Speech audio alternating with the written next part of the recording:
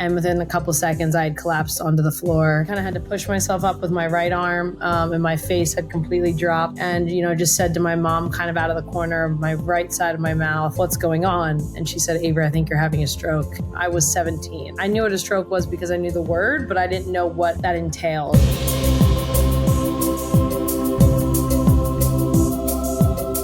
You might feel tired, beat up, worn out, run down. You might even feel alone, but I promise you, you are not alone. And my guest today is the proof.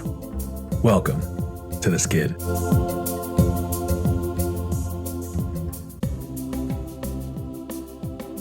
Welcome back to the Into the Skid podcast. I'm your host, Aaron Ace Carter. A little bit of a hiatus for a couple of weeks there.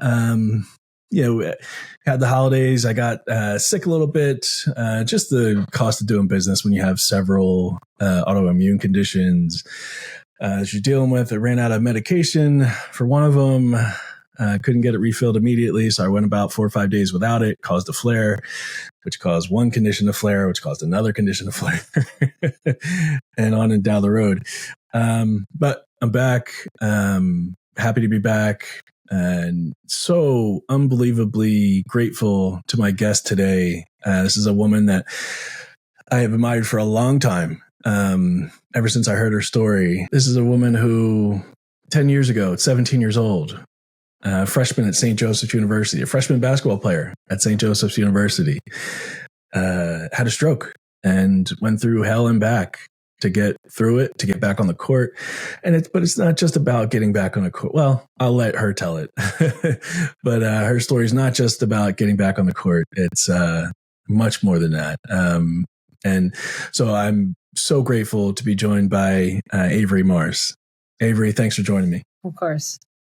You're a freshman at St. Joe's, Division I basketball player. You had been at St. Joe's for a couple of weeks. You're in your dorm room. Your mom's there with you, and suddenly your life changes in an instant. And so I'm wondering, can you walk me through what happened in those moments? Sure. Yeah. I mean, to your point, what you just said is kind of spot on in terms of the time frame and just being on campus for 6 weeks, getting kind of acclimated with my teammates, with classes. I felt kind of on top of the world, as most Division I athletes do when they start. You don't have any games yet. It's just a lot of practicing and kind of hanging out with your team. And you still kind of ride that high of being the high school athlete in your area and coming to college and just thinking you're going to leave a mark on the program. And that's the hope. And for me, my mark was obviously very different. And that was because of the day, August 23rd, 2014. I actually have it tattooed on me, so I should remember that, but it's on my back. So it's hard to see sometimes.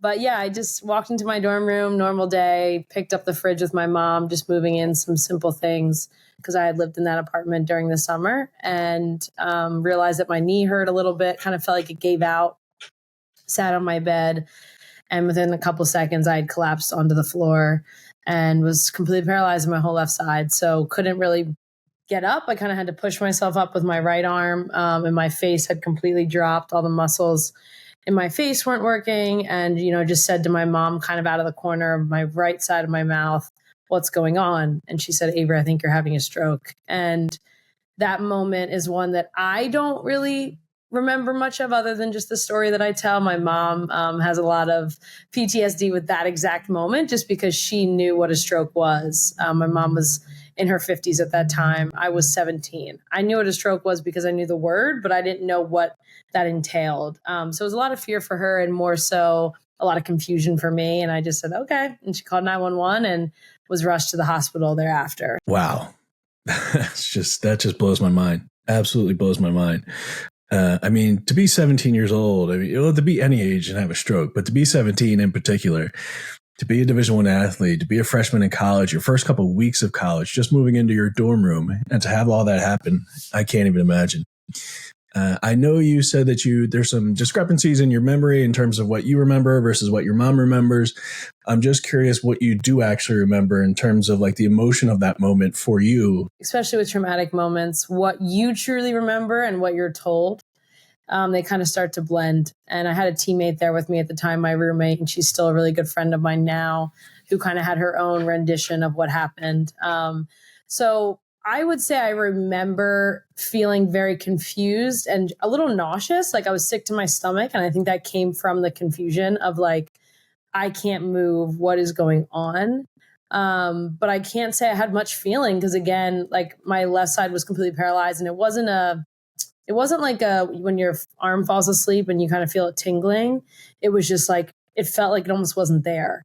And I just remember, kind of laying there until the 911 came, and by the time the medics had gotten there, I actually was able to get up and sit on the gurney because my symptoms at that time were coming and going. So I was paralyzed, and then everything would come back like 15 minutes later. And that happened maybe 5 times while I was in the hospital as well. So I was kind of just like, okay, it's going to come back. Like I wasn't as scared at that time because I was like, okay, this is just a little blimp. Like we'll figure it out, like whatever. And then finally that last time in the hospital, maybe after a half an hour of being there, when it went for more than an hour, that's when the fear set in of like, oh, this is really happening. And what do I do from here? So.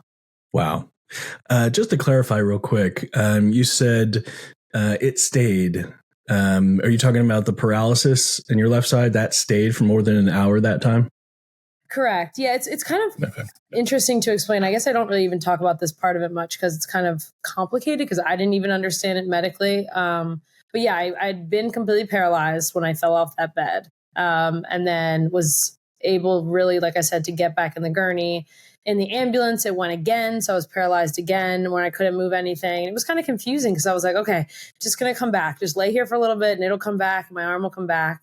And then, yeah, when I had been in the hospital for about 25 minutes, that last time that it went, my dad had actually arrived. So I guess like an hour's time because I live in Reading, Pennsylvania. So he got there pretty quick. But in an hour's time of my mom calling him, like right after it happened, that's when I was fully paralyzed. And I think it was just because the blood clot, like in the right side of my brain, the pathway, I guess, was like, it was affected and then it would like kind of open up, I guess. Again, I don't know. I'm not a doctor. I decided to go the lawyer route and not the doctor route. So, but from what I understand, it was just kind of a blockage and then it would kind of unblock for a moment and then fully blocked at some point. So.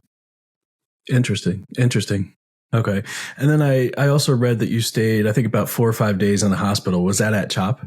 Yeah, it spent, I would say 5-ish days at CHOP, again, because I was 17.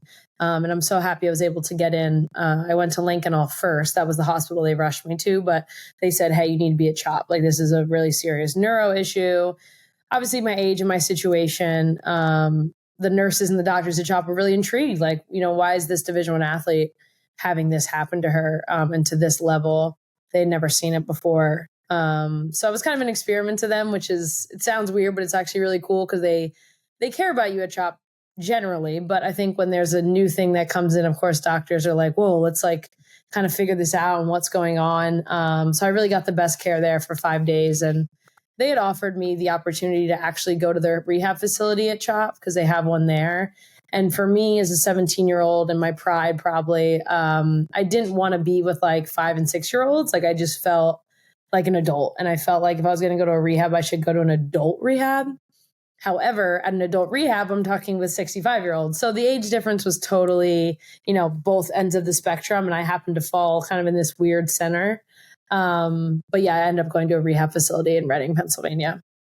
Wow. So to go from being at a rehab facility with children at CHOP to an adult facility with 60, 70, 80-year-olds who had strokes, I can't even imagine what that's like as a 17-year-old, as a Division I athlete, going from those two extreme situations. But I want to come back to that because first I'm curious, at what point, what was the process like of them telling you why this happened? And was there a definitive answer? Because I think some people would be surprised how often in dealing with the healthcare system, we don't always get a definitive cut and dried answer. Yeah, it's fun. I guess same things. I guess same point with the doctors and being kind of interested. Everyone throws a hypothesis out there, and I've heard 100 different things.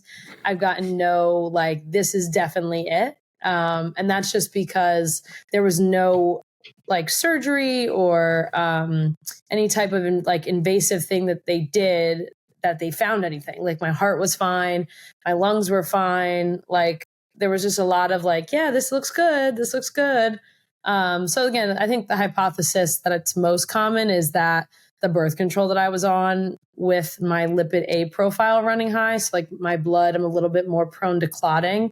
And as an African American, we're more prone in general to clotting. So they think it may be just a mix of that. However, I've also had doctors say, I don't think the hormone caused that. So I'm just in a place of like this limbo where I like live my life and hope that if I live healthy and make smart decisions, it won't happen again. But that is definitely probably the hardest part about it still, is just not really knowing. Because I felt healthy when it happened, right? Like the day before I felt healthy, the week before I felt healthy. So now when I feel healthy, it's kind of that moment of like, is this too good to be true? You know, what's going on? And it's been almost 10 years now and I still have that. So Yeah, that type of uncertainty can be really difficult to navigate. I'm dealing with that myself, my own situation. For those that may have just joined this podcast, or if you need a reminder, my situation is in 2020, I was diagnosed with an extremely rare autoimmune condition that causes inflammation in my brain and my spinal cord. It was causing painful muscle spasms in my hands and my feet, pretty much throughout my body, muscles in my eyes, my face, my mouth, my lips, my tongue. Would spasm out of control. We had to fight to find the right doctor. We had to fight to find the right diagnosis. Then we had to fight to find the right treatment. We went through several different types of treatment before we got to the one I'm on now. Right now, I get infusions of a medication every 6 months. And it's been the thing that's really helped me keep going. It helped me go back to work. I'm much less limited than I was years ago. I'm getting back into exercise now, which is important for me. But the uncertainty, because this condition I have is so rare, doctors can't tell me what to expect. They can't necessarily say, yeah, you're in remission. You'll be in remission for X amount of time. We don't really know. And so, every day that goes by, I still have some symptoms. They're not enough to stop me from, daily life. But they're enough to let me know. My muscles will spasm enough throughout the course of a day to let me know that there's still something there. It's almost a friend of mine used this analogy. It's like an active volcano. An active volcano that it's active. It could erupt at any time. You might feel tremors every now and then. It's just not erupting right now, and so that can be really difficult to live with.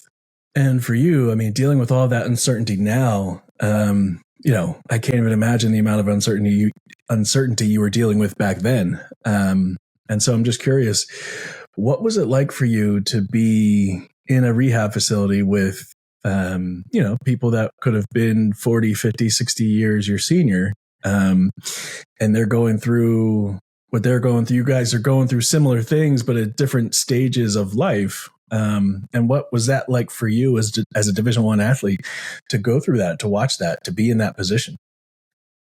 Yeah, it was a struggle. I am a make light of bad situations person. So I will I'm very sarcastic in general, but that's kind of my sense of humor. But definitely when I'm going through really hard things, I like to make fun of myself and others. Like it's how I cope. So I did form a lot of really strong relationships with my therapists who were a little bit younger. They were like in their late 20s, 30s. So I felt like I had peers around me, but I do think, being wheeled down the hallway every day in a wheelchair and you kind of peek in the rooms, seeing like very feeble elderly people who had potentially suffered strokes and had potentially had car accidents or other things they needed rehabilitation for. But just seeing that made me kind of question, I guess, my livelihood and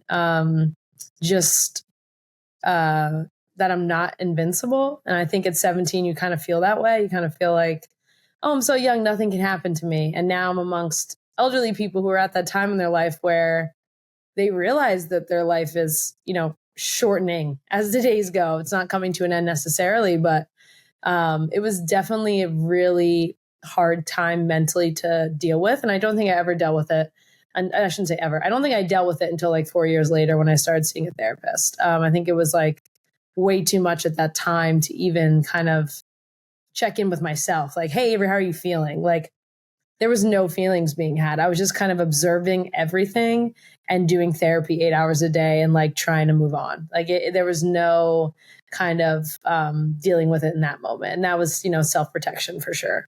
I was just about to ask the question if you thought that was perhaps like a maybe like a subconscious strategy to protect yourself and to protect your reality of being a Division I athlete. Yeah, protect myself, protect my mom, protect my teammates, protect my friends. Every conversation I had, I was really adamant about putting on a show for people, maybe other than my mom. My mom saw how I was feeling and like would cry with her. And she's been my rock my whole life, but especially then. But with my friends and my family and my teammates, and even on social media at some point with strangers, it became a story and it became, how do I want other people to view what I'm going through? And I was really adamant about not being sad and not being like, woe is me. Even though maybe I needed to at times kind of like recognize the difficulty of what I was going through, I really only wanted to show people the lighthearted, positive, like everything's going to be okay version of myself. And I think I needed that in the moment. But looking back on it, I realized there were some cons to acting that way and kind of carrying that throughout my recovery for sure. That's interesting. That's interesting because I wonder how much of that has to do with being an athlete. Because as athletes, a lot of what is reinforced to us every single day is that mentality. I want to come back to that though, because I first want to get a sense of your love for basketball and how it developed. I mean, I assume that you love basketball, right? In high school, I did. Yes. Okay. So growing up, loving basketball, like what was it about basketball and when did you first start playing? Very young. My mom was a single parent for some time. So I was in every sport possible, just to get out of her hair and to kind of expend some energy as dual parent households say the same thing, kids, get them in sports, get them in something, they'll tire out a little bit. So I was in everything probably since I was in kindergarten. I'm kind of young for my age. So because I'm a September 4th birthday, Beyonce and I. So I was always younger than my peers, but my mom put me in kindergarten early and was able to kind of hang with the older students and all was well. But I've always been a very social person and sports was kind of my gateway to friendship. I was able to make friends, on the weekends and like being at soccer practice and, then you go to your friend's house after and you get dinner. And I loved that part of it. I loved team sports. I look back now at like, why didn't I do tennis? But I know why, because I like a team and I like the locker room. I like having those moments where you're just kind of struggling with your team, right, in the practices and whatnot. And then you kind of, as soon as like the hard sprint ends, you're like in this camaraderie, kind of, we got through this together. So yeah, I really loved most sports ever since I was young. And I was luckily very athletic and kind of came easy to me. And then basketball just ended up being one that I really took to and really wanted to pursue. On my parents' end, basketball is like the one that gives full rides. Like soccer isn't a shoe-in. Field hockey is not a shoe-in. Same thing. So you might be getting like 45% to 85% most players. So basketball was like, if you're Division I, you're getting a full ride. So that also just like logistically made sense for my parents not paying for college. But yeah, I loved the sport. I genuinely did. And I think over time, and I said high school because over time it became a really mental struggle for me, the sport of basketball. But I think in its most pure form, I love the game. I appreciate it more than anything. And it's brought me many friends, many opportunities, discipline. I can go on and on. So. Okay. So you talked a few times about mental struggles with basketball, and I'm just wondering if you can give me a sense of what that experience was like for you. Sure. Like I said, I think every high school player feels on top of the world, feels that they're going to go to basketball or football or whatever that first day and they're going to be it. Because the coaches tell you that too. That's how they get you. I don't think there's some coaches, you hear the stories about like Gino and Coach K saying like, oh, you're not going to play, like kind of giving the tough guy. But most coaches are telling you like, you're it and we want you and we need you, and kind of pumping up your ego because they want you to come to the school. And you get it. You get that it's a business when you're there. But I think beforehand, you don't know what's true and what's also just kind of this like bravado in a way. So anyway, I go there first practice, and I ended up being like in a position to be the starting point guard. So I was able to kind of back it up with my own play. And I did realize in those 6 weeks that they wanted me to be the starting point guard. At the time, we had Natasha Cloud, who's now the starting point guard of the Washington Mystics.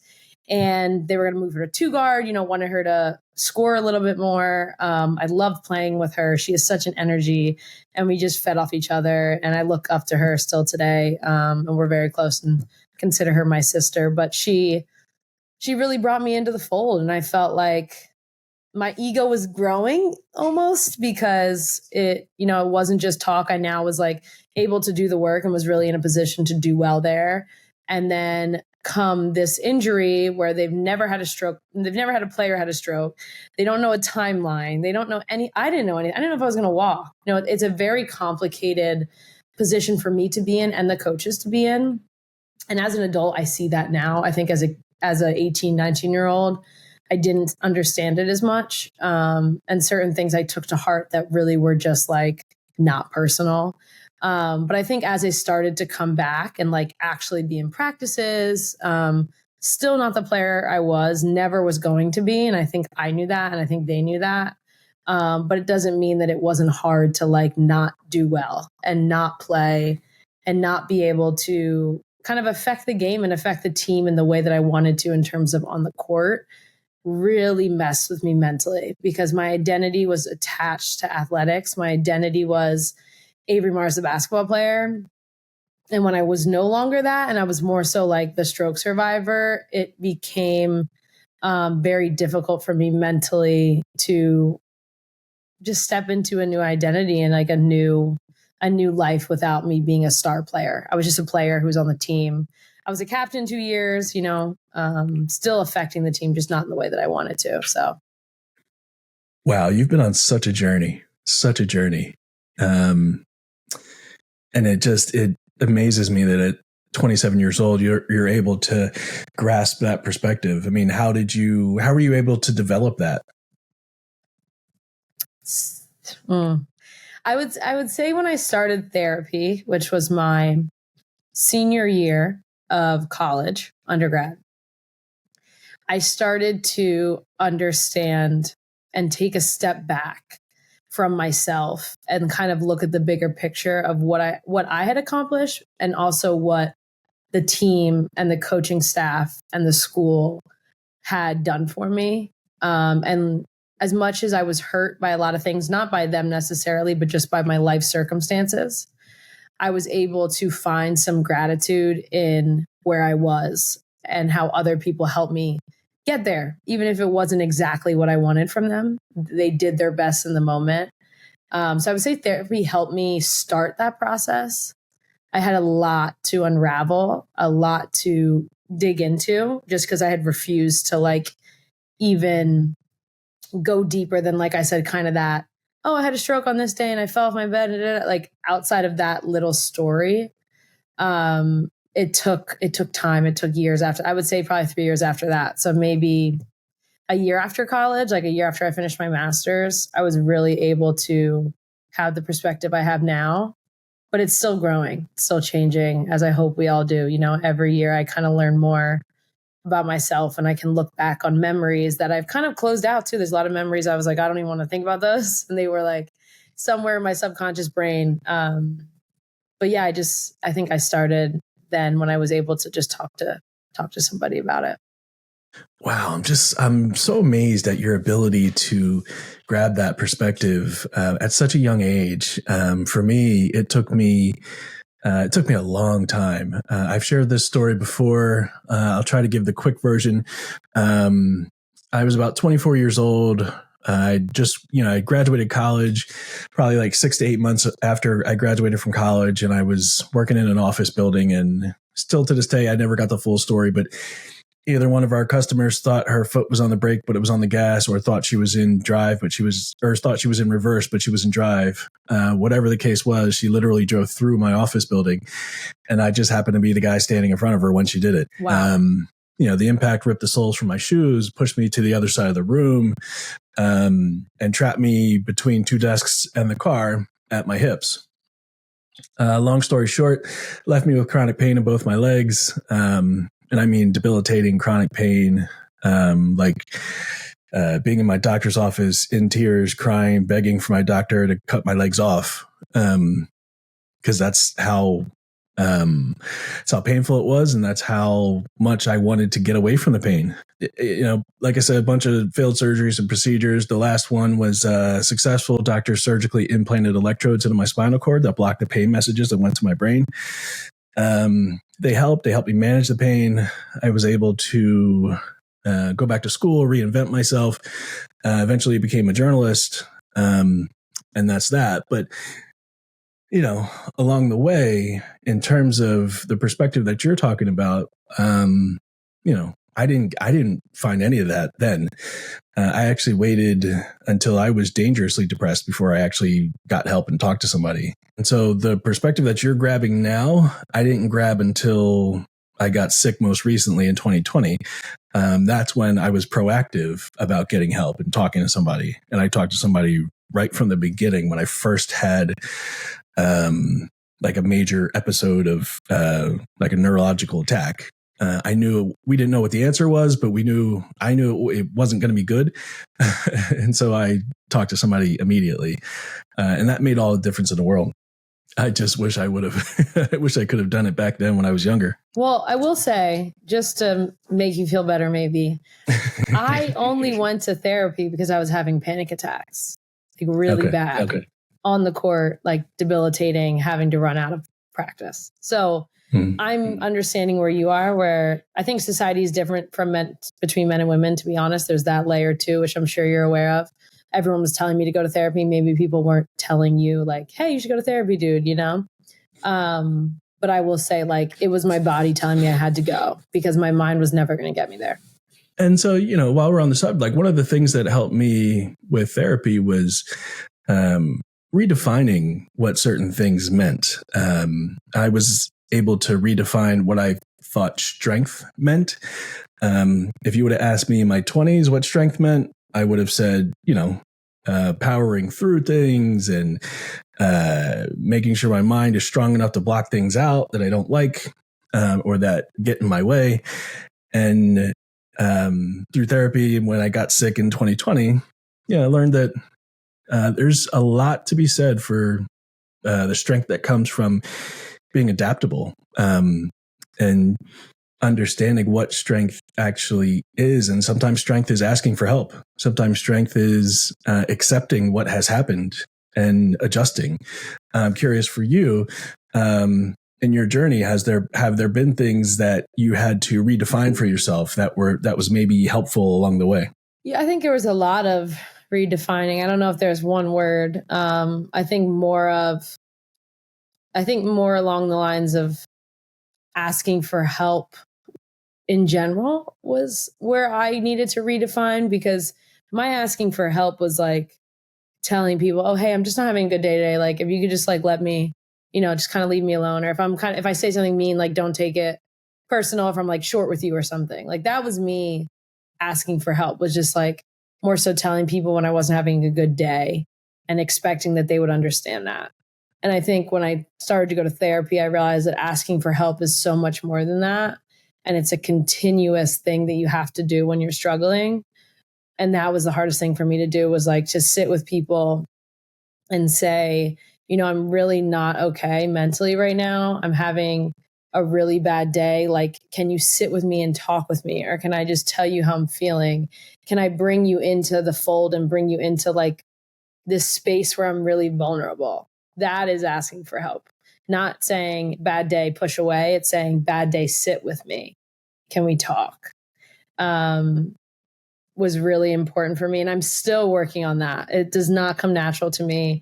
Obviously, the stroke was an extreme situation, but I've had other things along the way where things I've learned in therapy come back up, and to hear you like have two different stories, right? Where you had a car accident and then you have an autoimmune, like those two things different, but I'm sure you had to address things in the second issue that you maybe were unwilling to address in the first. Like it doesn't leave you. You can't just say, oh, I had one bad thing, so like now I'm going to be good for the rest of my life because I figured it out, right? Like I got through it. And that's another thing, getting through it maybe too, I had to redefine. I thought, always told myself like, I'll get through this, like just 5 years from now and I'll be fine. And I didn't realize that 5 years could pass and I could not be any better mentally than I was 5 years ago. Sure, physically I would have been better, been walking, being able to do other things. But mentally I would have been still in that place of fear, of an unwillingness to talk about what I was actually going through. So I think there's a lot of things you tell yourself and like people say that seem like kind of like just general or like generic. And then you realize like there's so much more to like strength, the word strength, like you said, what does that really mean? So. Yeah. And I think that means that the flip side of that also needs to be adjusted. So what's actually weakness? And I'm curious for you back then, when you decided you had to go talk to somebody, was there a part of you that felt like that was a point of weakness, that you couldn't handle it on your own and that you had to go talk to somebody in order to get through it? Yes. Day one of my stroke, so August 23rd, 2014, I had a therapist come to me when I didn't even know what I was going through, because I didn't know what a stroke was. I didn't know. No one even told me like, hey, Avery, this is usually the recovery for a stroke. You might be paralyzed for this. Like I had no information medically, and I had a therapist already kind of shoved in my face as like, hey, if you need help, we'll talk. And I think I had like an aversion to it then. I think in a way they're doing their job. And I think we need people to step in these rooms and say like, hey, if you need help, there's services here at this hospital or whatever. And now I'm like so pro therapy and all of that. But I think for me, especially if you know me and my personality, like I'm very controlling and things have to be my way as a Virgo, and just in the way that I've grown up. Like I like to be in control of things, and I'm very disciplined and kind of regimented about my life. So to have that woman kind of come in and tell me that I was gonna need help, kind of made me angry, and I kind of got stubborn about it and was like, as I kept seeing therapists come into the hospital at CHOP, then at Rehab, people would come in and they're very casual about it, right? It's not like they're like, I'm a therapist, you're gonna need help, let's go. They try and like kind of smooth talk you, but I was like, no, I know what's going on. I thought I had the system down. I was like, they're trying to game me into talking to somebody. So I think I was just really stubborn about it for a while, and I think I put a lot on my mom because of that. Because if I didn't say how I was feeling to one person, I don't know if I'd be here right now. So to have my mom, I know she like dealt with it, and it was really heavy to hear, on my bad days, how I was feeling, how low I was. She saw me put on the show too, because like I would put on the show for people and then we'd go in the car and like break down. So I think she saw those two worlds as well. I think it was really hard for her. I think that was kind of the first thought I had, was like, my mom can't be the only one I talk to about this, because she's going through her own things because of what I'm going through by proxy. That was kind of the first sign that like, hey, maybe I should go, just to like get it off my mom's shoulders a little bit and maybe complain to somebody else. And then the second one was the panic attacks. I was having them mid-practice, only on the court. So it wasn't like when I was in class or walking around, even when I had a cane and a brace, which I did for some time while I was in school, which was, to my pride, very embarrassing. And yeah, it wasn't any of that. It was just being on the court. And I had rushed off the court multiple times just to like literally have panic attacks outside the gym. Our trainer would come in and kind of like just stand there with me. And it just got to the point where I was like, I cannot do this anymore. I can't fight whatever is going on in my head. This fear, this sadness, whatever it is, like I need to talk to somebody. And if it doesn't work, at least I tried. And I ended up seeing somebody that a teammate of mine was seeing. And she saved my life, like 1000%. And I don't think I realized how bad it was until I started talking about it to someone that wasn't my mom. Because I think with my mom, I was holding back a little bit because I didn't want to scare her. And then in talking to a therapist, I didn't cry because I'm not a crier. That's another issue I have, is like crying is very difficult for me. Unless I'm watching a sad movie, then like tears are just streaming down my face. If a dog dies, you don't even want to see me. But in my life and in talking about things, like I will bite my lip as hard as I can before I shed a tear in front of somebody. And I went to therapy and I just realized like I was biting my lip a lot, right? Like I'm really trying not to cry, but I was able to really see how dark my thoughts had become and kind of, I will say they weren't life ending. I wasn't there. I don't think I ever got to the point where I like had a plan or thought, oh, I could do it this way, which I think, is a step I just didn't take mentally. I wasn't there, but there was a lot of hopelessness. And Lord knows if I didn't talk to somebody and say something else happened or say like, who knows, say something happened to my family member, one thing could have taken me that step. I was definitely close. And, I just ended up being lucky with a therapist that like connected with me right away, because if we didn't, I'm the first person to say I probably wouldn't have gone back.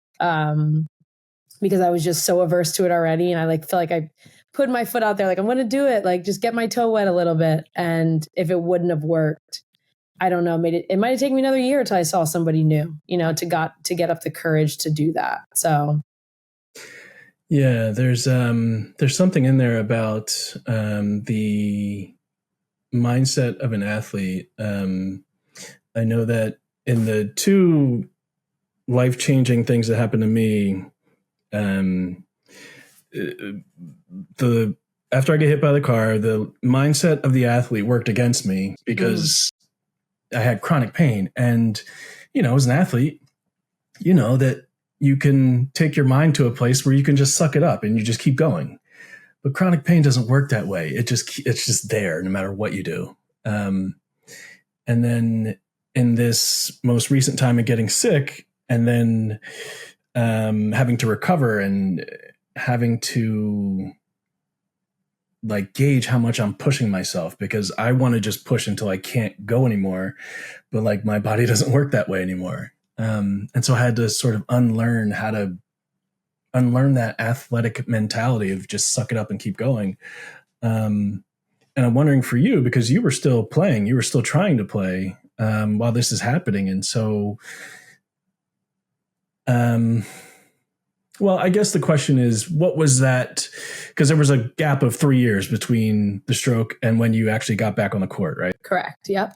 What was that time period like in between? There was a time in the beginning where I wasn't present. It's like my freshman year, I was still at home doing rehab, came back to school that second semester of freshman year with a cane, with an arm brace, with like this like contraption on my leg. I looked crazy. I looked like I probably got in a car accident. And some people did say that to me and I was like, yep, I did. I just would lie sometimes if mentally, it's another sign.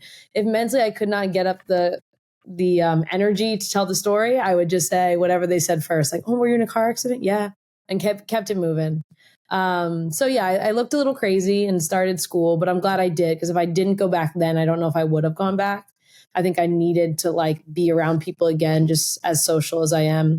And then by sophomore year, I was at least attending practices because I just wanted to be in the atmosphere, right? I just wanted to sit sideline. My whole right side was fine. So like I was known for sitting in that chair and dribbling the ball with my right hand. And to me, that just felt like I was a part of something again. My mouth still worked, so I could yell. I could cheer on my teammates. I've always been extremely talkative and vocal. And I think that was one of my strengths throughout my whole time at St. Joe's as a leader, was just to be able to encourage other people, speak when the gym was quiet. You know how it is when coaches don't like when the gym is quiet, right? Everyone has to talk, whether it's like ball, whatever it is, whether it's sport, whether it's like game related or not. A quiet gym is usually not a good gym. So did a lot of that, just like on the vocal side of it my sophomore year. while I was attending rehab still. So I would sometimes I was late for practice, just like going to rehab and obviously still attending classes. And then by junior year, I did get on the court and it was like minimal. It was doing drills, didn't look pretty. I looked crazy. Cause again, my left side was still, my leg came back a lot faster than my arm did. And still to this day, I have a little bit of with typing for a long time, my fingers, my digits are still slower, tighter in the morning. But my leg came back. So I was able to run and move, which was nice because at least, like I said, I could move and run and use my right arm. But that was because of a lot of therapy and a lot of hard work. And to your point about being an athlete, I had such a strong base, muscular wise, that really helped me get back. And also the mindset of an athlete of my therapist, whether it was upper body or lower body, would say oh, you do 2 hours of this exercise a week. I was like, got it, 6. Got it, I'll do 6 hours. Oh, you do this 10 times. Oh, got it, I'll do it 30 times. So that was extremely helpful. And I don't think if I was an athlete, I would have had those same goal setting in my head of when someone tells you to do something, you do it 10 times harder. But again, to your point, in doing all of that, it was about toughing it out and not complaining. And that meant that if I did rehab for 5 hours a day, had a 4-hour practice, watched them at lift, had 3 classes, got 4 hours of sleep, I didn't tell anybody. I didn't complain because I was an athlete. And athletes don't complain regardless of what I'm going through. So it's a double-edged sword for sure. And when I got back on the court, it gave me some reprieve just to be a part of something again and feel like I was an athlete. But it also added another level of intensity and stress just on my mind and body, just being in that environment and just not being the player I was. Anybody who has an injury will say the same thing. So it's difficult to come back regardless.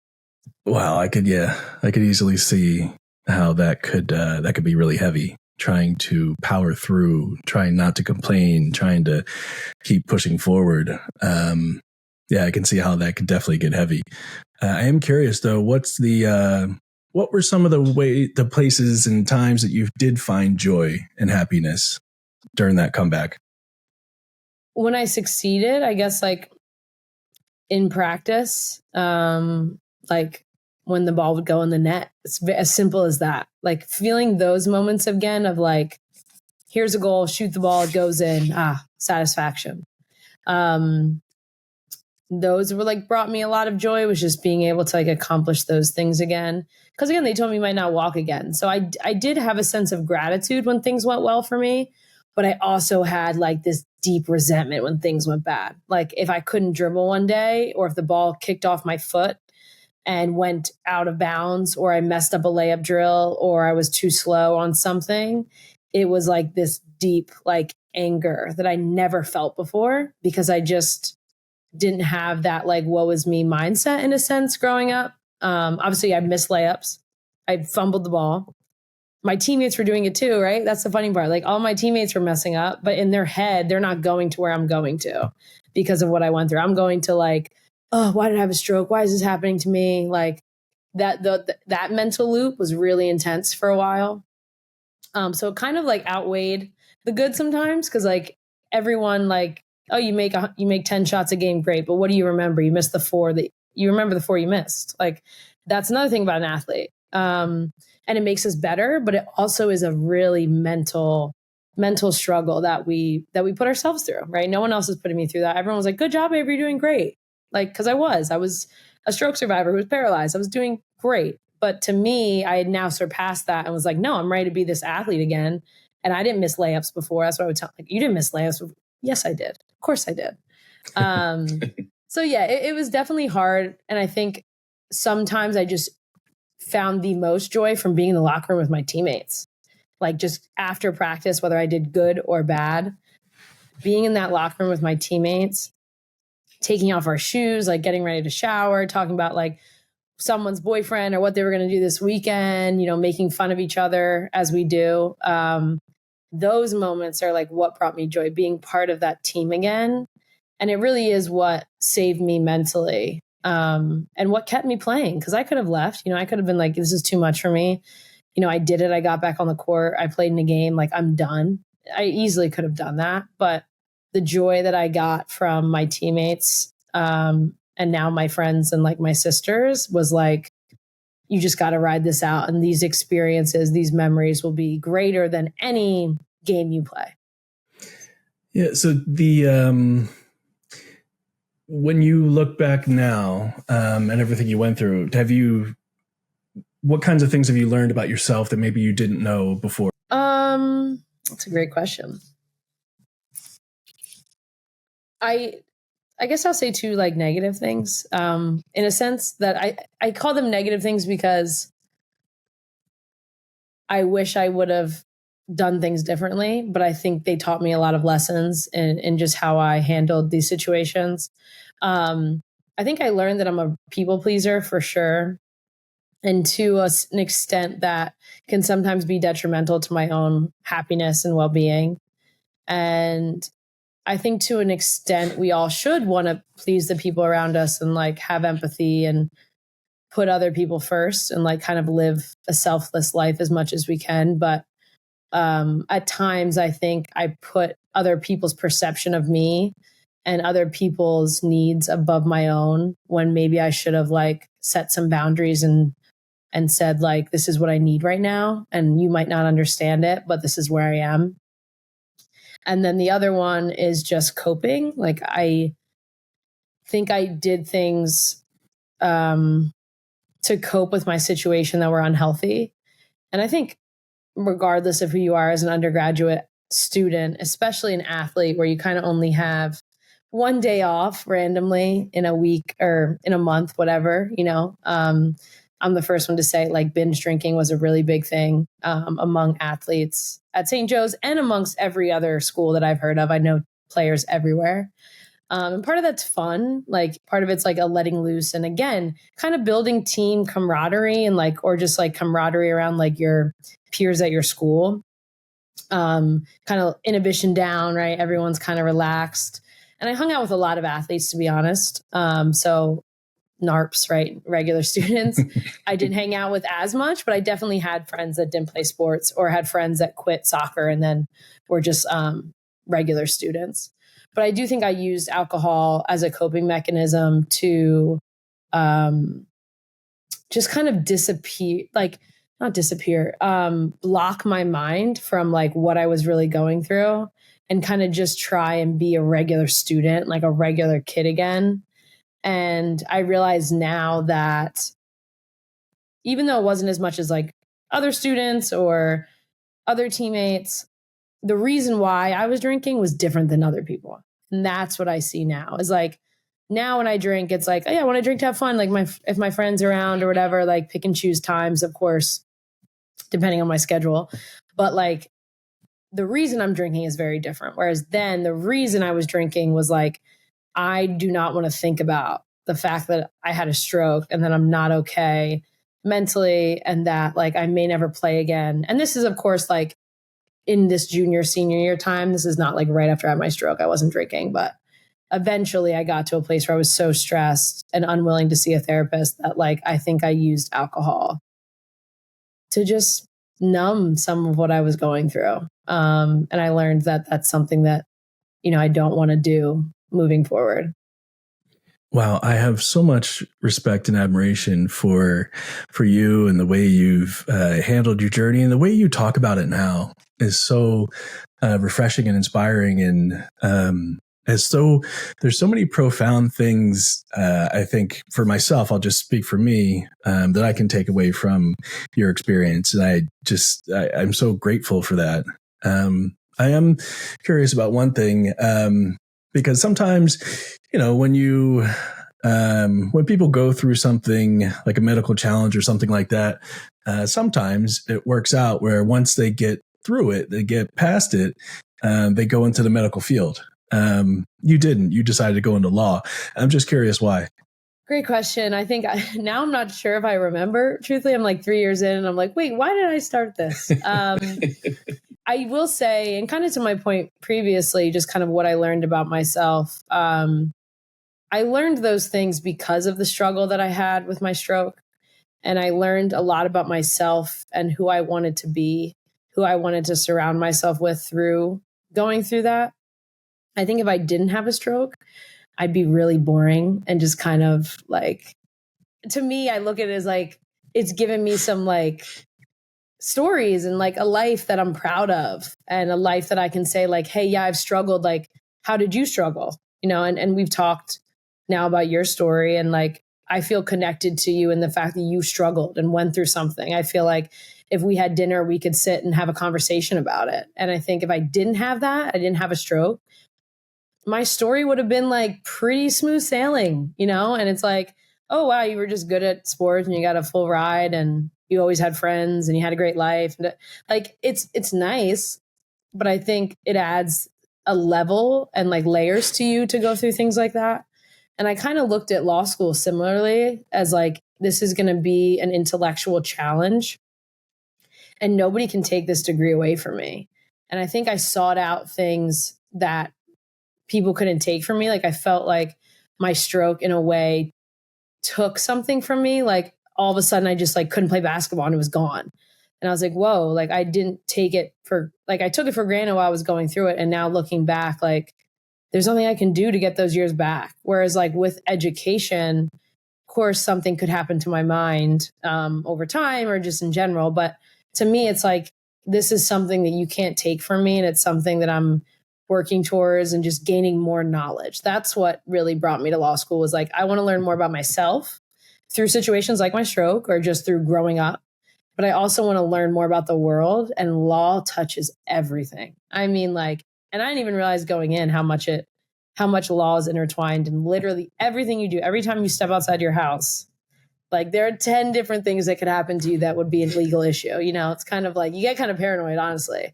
And I know I have access to the law degree because of my privileges growing up and like not having to pay for undergrad and my master's. Like, law school is expensive. There's a lot of people who can't go because they can't even pay for the LSAT. So just trying to use, I guess, like the tools that I had and the opportunities and the people I know to like better myself, but then also be able to help others just gain knowledge and succeed in their own way. Wow. That's amazing. That's amazing. As you talked a little bit about feeling connected, and I absolutely 1,000% feel connection with your story, because just hearing there's so many parallels with what I dealt with in my life. And, after getting hit by that car, I walked with a cane and crutches for a couple of years. And I remember the blow it would be to my ego to be at a bar and to be walking upstairs with a cane or crutches and have people like part like the Red Sea, not because they were, they weren't being mean or anything. They were being nice and accommodating for me, but it made me feel like I was that tall. I think about getting sick in 2020, and basketball had already been taken from me, and I had worked hard in 2017 to improve the strength of my body to the point where I could actually play basketball, and I was playing again, and it felt great. It felt amazing. And then 2020, I get sick and I can't do anything. And it's interesting because you talked about how, maybe your mind could be taken away from you. And there was a point in time in 2020 where I lost the ability to walk and talk. And I was committed to happiness, to being happy no matter what that looked like. And so, I'm a writer by nature. My brain still works. If I can't move my body, then I'll get one of those machines where I can still write and just use my eyes to look at letters. And I'll do that. I'll write that way. So I was determined to seek out happiness in whatever form it took. That's another parallel between us, because I feel like you've done the same thing. And I cannot tell you how grateful I am that you were willing to share your story and to share your perspectives and to be so honest about it. Really refreshing, really inspiring for me. And I'm sure anybody out here who listens, hears your voice, here's your words, here's your message, will be inspired also. Yeah, no, I appreciate it as well. This is, when you reach out to me, this is very important to me, because mentally, this is what keeps me going as well, as connecting with people, even 10 years now since my stroke. I think it's what got me through it. I talked about my teammates and kind of having conversations with them, but also being able to like look people in the eye and tell them, this is the worst of me. This is where I was. This is how I felt. This is how I felt about myself and about the world. And now you're getting to see like some form of improvement through me. I'm not perfect. None of us ever will be, but you're getting to see me on the other side of it. And I hope that in every conversation I have, if anyone ever wants to talk about my stroke, I'm right there. I'm right there with them. I will take 10 minutes, 30 minutes. This is like at a dinner party. This is out at a club. This is wherever. I am ready to talk. And people always kind of say, kind of like you had even mentioned, if you don't want to talk about something, just let me know. And I realized over time that those things that maybe I'd be hesitant to talk about are the only things that are really going to connect me to the person asking the question. That's the only things that's really going to help them and help me. Because if I tell the story about how great my life is, how I'm going to be an attorney and how I went through law school and, oh my God, everything's rosy, and how I'm healed, right? Mentally and physically. It's just not, it's nice to hear. And there's some hope in that. But at the end of the day, I think people connect more and resonate more with the ugly parts of what we're going through and even where we are now. Because like I said, there's always room for improvement. There's always something that I can be better at, something you can be better at. But we can't get there without each other and without using, our platforms and our connections to, find other people going through the same things. Yeah, that's perfectly said. I think I'll just leave it at that. Avery, thank you so much for joining me. I really appreciate it. I'm so grateful. So much respect and admiration for you and your journey and your willingness to talk about it. I wish you nothing but the best going forward. Hopefully we can catch up again. And good luck.